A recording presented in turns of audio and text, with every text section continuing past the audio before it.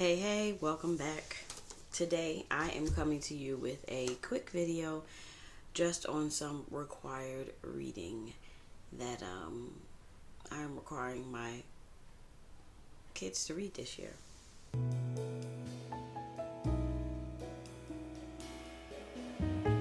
My name is Frances and I'm a homeschool mom of 4 boys turning into men, y'all. And I am just here sharing my journey and motivating and encouraging you on your journey as well. We are still in the beginning of a new homeschool year, so right now it's all homeschool, but I will get back to sharing tips and helping you on this homeschool slash mom journey that at times can be rough, but hey, we know how to conquer it and we get it done, right, mamas? Right. Because we got it. All right. So, quick video. One of my goals this year is to read through the philosophies of learning. So, like Charlotte Mason and Waldorf, and of course, it's not necessarily this year 2024 because you know it's about to be over, right? Why is Christmas coming so fast? I don't know. I'm trying to still prep stuff here, and I'm like in the background. Anybody else? Comment, y'all. Anybody else got Christmas already regulating like back here? Oh man. But anyway, I have a goal to really read through and really know more about each of the ways of learning, whether it be Charlotte Mason or Montessori. All of those things, they really interest me and I really want to read more about them. So I have read through the core of teaching your child the foundations of classical education. I know that classical education is one of those things where it's like, oh, the little kids, all they do is memorize facts and it's just dry and they're not really learning anything. I think that's for people who are not really using it, and some people could say the same thing about somebody else's philosophy. I think that we are very eclectic in the way that we learn, and I feel like I will always be like that.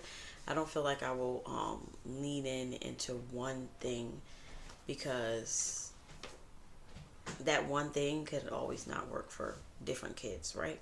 So I read through this. This was a good book as far as teaching classical conversation for younger kids up to like the age of 10, 12. So this was a good read. And so now I have moved on to the big guy. So I'm currently reading this and just taking a knowledge and all of that from out of here. One of the reasons why I chose to use classical education, and yes, a lot of the facts that my younger one learns and are not African American based, so I really do acknowledge that when I'm picking out stuff outside of this to add on to, which I add on to all his memory. He's not just memorizing facts, especially because he is in the 6th grade. So all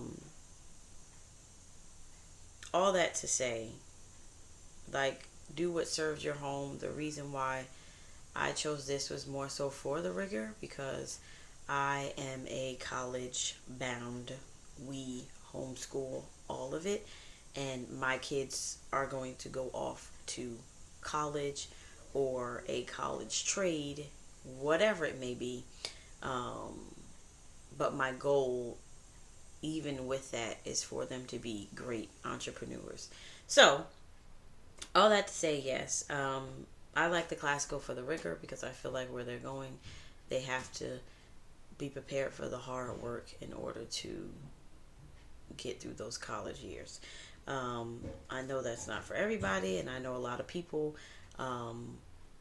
have the means already for their kids to just have a college education, have a homeschool thing and go into a trade, and they'll be all right because their parents already have established houses and land and all of that stuff. Like, at my age, I am very late. We are still working on all that stuff. So for me, I have to set my kids up to succeed with where they are And yeah, so we work hard over here. We are by no means minimal homeschoolers.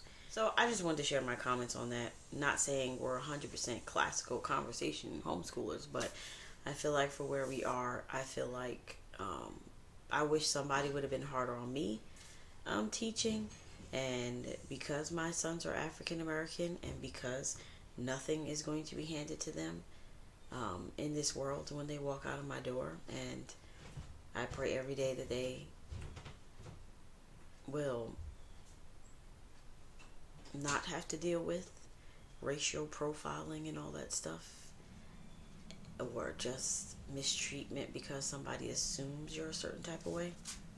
So as a black mom, I'm still in that mindset, like they have to be ready to go and conquer the world. Yeah.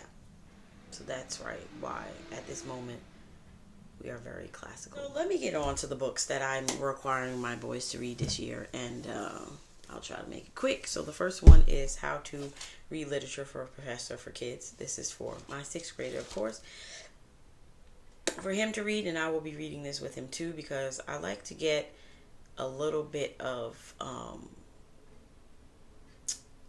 light before I go heavy, and you'll understand what I mean when I show you the next book.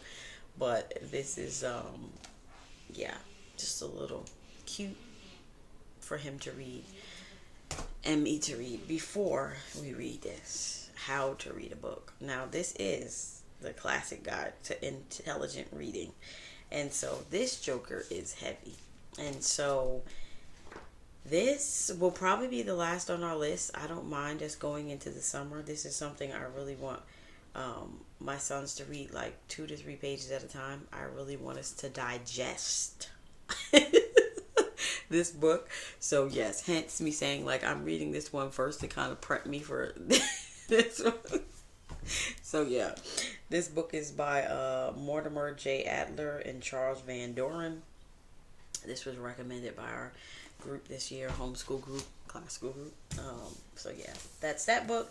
And currently we are reading The 7 Habits. You guys already saw that.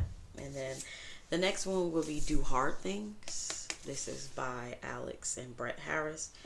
A teenage rebellion against low expectations.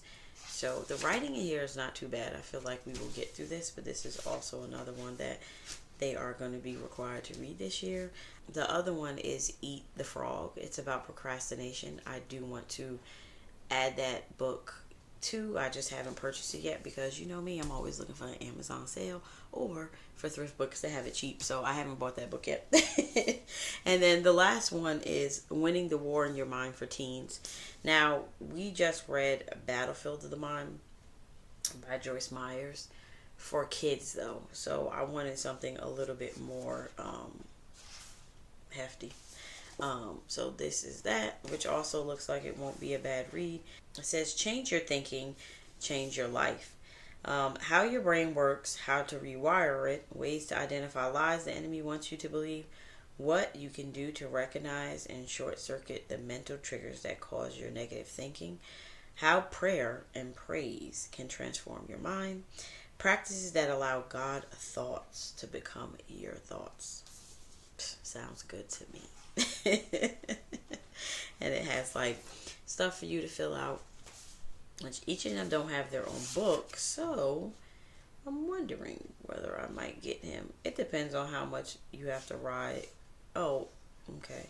You might have to write a lot in here, so I might have to get another copy for my other one. The last thing that I'm requiring of them, along with our Bible thing, which we are really like completely loaded at this point as far as what our schedule looks like, and I will have an updated video about their schedule coming because I have